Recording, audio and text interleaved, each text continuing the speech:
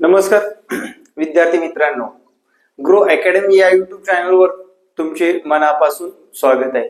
TIT3 चा निकाल लागला आणि बरेच विद्यार्थी आता लक्षात आलं असेलच कदाचित की आपण मागे परीक्षा पास करणं किती गरजेचं होतं। TET असू द्या किंवा CTET परीक्षा असू द्या, त्याचा सिलेबस समजून घ्या आणि विषयानुसार पुस्तकं कोणती वापरावी याबद्दल मी सविस्तर चर्चा करणार आहोत।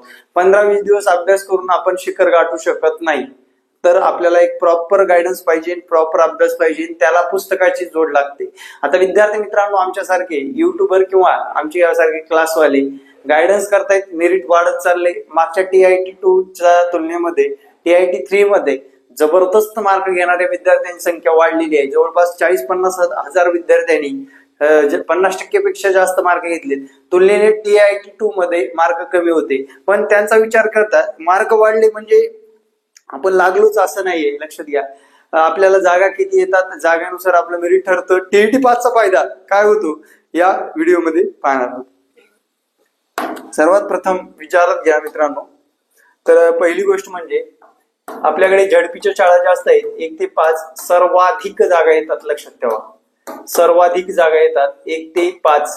6 ते 8 मध्यम स्वरूपाच्या जागा येतात, 6 ते 8 या वर्गासाठी मध्यम स्वरूपाच्या जागा येतात। फॉर एक्झाम्पल त्या सुद्धा गोष्टी सांगतो, 9 ते 12 तुरळक प्रकारच्या जागा येतात। तुरळक म्हणता येईल, तुरळक म्हणजेच विद्यार्थी मित्रांनो आपल्याला TIT मध्ये याच्यामध्ये मार्क जबरदस्तच मिळवावे लागतात।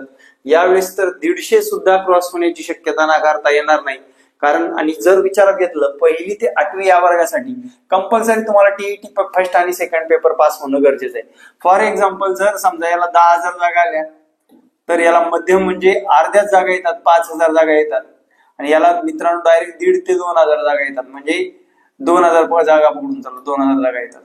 अशा पद्धतीने 17,000ची भरती आली तर अशा जागेची रूपरेषा असते।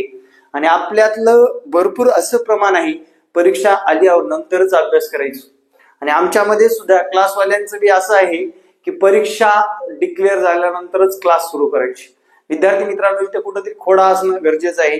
या खोड्याला आपण थोडेसे अपवाद आहे, जे की परीक्षा आल्यानंतर जाहिरात मोठी करून स्टुडंट कडून लूटमार केली जात नाही, तर आतापासून विद्यार्थी मित्रांनो विद्यार्थ्यांना कंटिन्युअसली गायडन्स केलं जातं। एकही दिवस 2021च्या TET एक्झाम पासून ते आतापर्यंत एकही दिवस आपला शिक्षक भरती किंवा शिक्षक पात्रता परीक्षेचा क्लास बंद नाही। याच्यामध्ये कॉम्बो बॅच आपण चालू केलेली आहे मित्रांनो, TET plus TET, TET plus TAIT या कॉम्बो बॅचला तुम्ही ऍडमिशन घेऊ शकता। कॉम्बो बॅच साठी पुस्तकं कोणती वापरायची आपण आता पाहणार आहोत। लक्षात घ्या,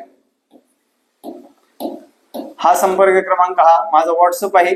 कॉम्बो TET टेट बॅच असं सुद्धा व्हॉट्सअप केला तरी चालेल। TET चा पूर्ण सिलेबस घेतो आपण, TIT चं पॅरलल आपलं बुद्धिमत्ता सुद्धा स्ट्रॉंग करून घेतो, जेणेकरून TIT एक्झाम मध्ये आपल्याला सर्वाधिक फायदा होईल। आता जर पाहिले 162 मार्कापेक्षा जास्त विद्यार्थी, 162 मार्क पडणारे सुद्धा विद्यार्थी आपल्या क्लासमध्ये निर्माण झालेले आहेत। तुम्ही सुद्धा आतापासून स्टडी केला तर हे मार्क मिळवू शकणार आहात।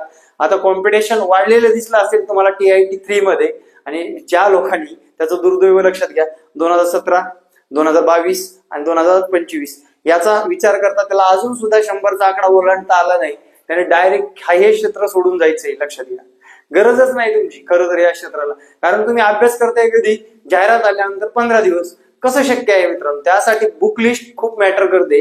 आणि विद्यार्थी मित्रांनो, TET प्लस टेट याची दोन्ही बुक लिस्ट कशी ठेवावी याबद्दल मी सविस्तर चर्चा करेन। विद्यार्थी मित्रांनो, अगोदर टेटचं बोलतो, इथं मराठी व्याकरण आहे, कंपल्सरी आहे। त्यानंतर इथं इंग्रजी व्याकरण आहे, कंपल्सरी आहे। मित्रांनो, इकडे सुद्धा तुम्हाला मराठी आणि इंग्रजी निवडायचं। लक्षात घ्या, इकडे सुद्धा तुम्हाला मराठी आणि इंग्रजी निवडायचे। या दोन्हीसाठी सुद्धा बाळासाहेब शिंदे सरांचं पुस्तक प्रॉपर करणं गरजेचं आहे। अभ्यासत असताना व्याकरण प्लस काय करायचंय, व्याकरण प्लस शब्दसंग्रह अभ्यासायचा आहे। त्यानंतर दुसरा मुद्दा, इथे अंकगणित हा विषय आहे मित्रांनो। अंकगणित समजा हे 30 मार्काला आलं, समजा हे दोन्ही मिळून, तर इथं सुद्धा अंकगणित प्लस बुद्धिमत्ता आहे। हे कुणाला सुटलेलं नाही मित्रांनो, सामाजिक शास्त्रवाला असू द्या किंवा पहिल्या पेपरवाला असू द्या, बुद्धिमत्ता 110 गुणाला आहे मित्रांनो. किती? 110 गुणाला आहे, बरोबर. म्हणजे 80 मार्काला बुद्धिमत्ता, 30 मार्काला मॅथ. म्हणजे आपलं वेटेज कुठं आहे रे? TIT एक्झामचं वेटेज आहे यामध्ये. आता याला कोणतं पुस्तक वापरायचं हे सांगतो.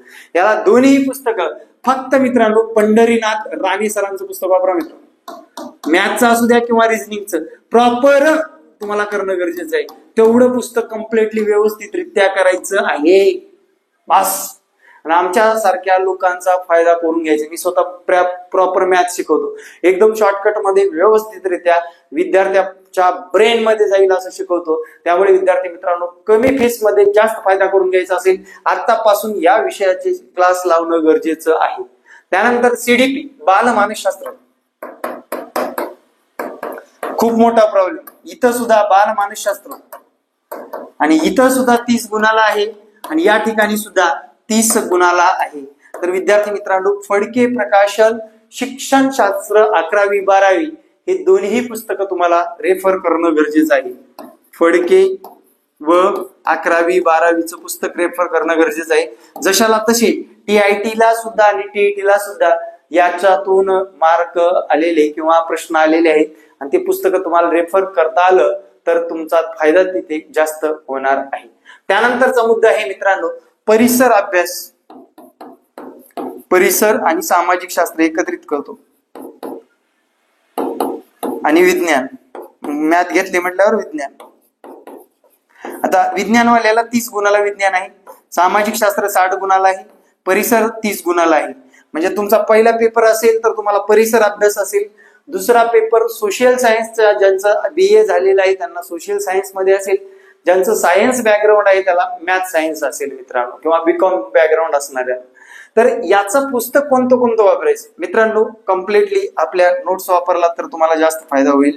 कारण महाराष्ट्रामध्ये आपण अशा पद्धतीने नोट्स बनवल्यात की जेणेकरून आता मला ऑर्डर आहे डायरेक्ट जम्मू काश्मीर या भागातून. तिथे एक महिला आपली तयारी करते TIT एक्झामची. ऑर्डर परदेशातून सुद्धा ऑर्डर येत आहेत, पण परदेशात काही शक्य नाही पाठवणं. मग जम्मू काश्मीरला सुद्धा आपण नोट्स पाठवत चाललेलो आहे. त्यामुळे विद्यार्थी मित्रांनो, तुम्ही सुद्धा याच्या प्रॉपर नोट्स आपल्याकडे मिळवू शकता. पुस्तक विचारात घेतलं तर खूप मोठा पसार आहे.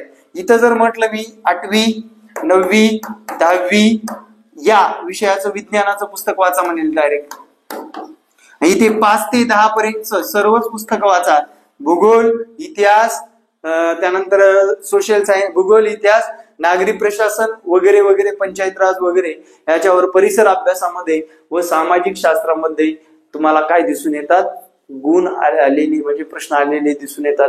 त्यामुळे विद्यार्थी मित्रांनो, या सर्व सिलेबसचा विचार करता कम्पॅरिझन जर विचार केला, तुम्ही TET ला जे पुस्तकं घेणार आहात तेच TIT ला सुद्धा उपयोगी पडणार आहे. तर त्या पुस्तकातून बारकाईने अभ्यास करणं आवश्यक आहे.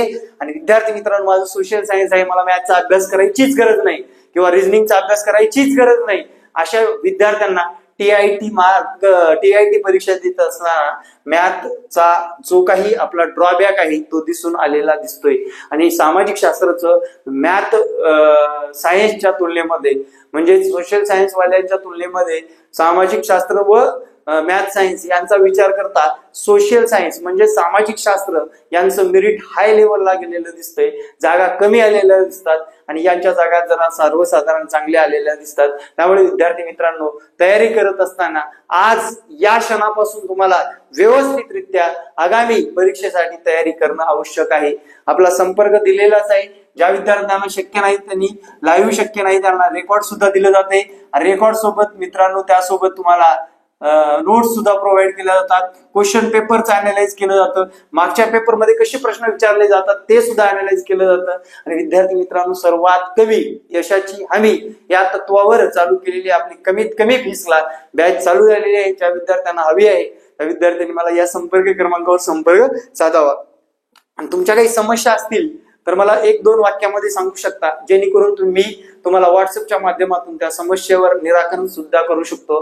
आणि विद्यार्थी मित्रांनो, जे म्हणजे उगाच करायचं मेसेज, माझं वय जास्त झालंय, मी आता करू शकते का नाही, उगाच करायचं मेसेज, मी जॉब करते, मला होईल का नाही, खरंच होणार आहे का, असं होणार आहे का, असे मेसेज कृपया करून करू नका. परीक्षा या विद्यार्थी मित्रांनो 2021 पासून आतापर्यंत जर विचारात घेतलं, या 5 वर्षामध्ये विद्यार्थ्यांचे प्रश्न असेच आहेत आणि ते जुने रखडले ते रखडले. नवीन फ्रेश सिरियस करणारे विद्यार्थी खूप पुढे गेलेले दिसून येतात. अगदीच 23व्या वर्षी व 43व्या वर्षी सुद्धा आपल्याकडे शिक्षक होण्याचा मान मिळवलेला आहे. आपण फक्त मार्गदर्शन करतो, विद्यार्थी अभ्यास करतात, स्टडी करतात आणि स्वतःशी प्रामाणिक असतात, तेच विद्यार्थी सक्सेस होत असतात.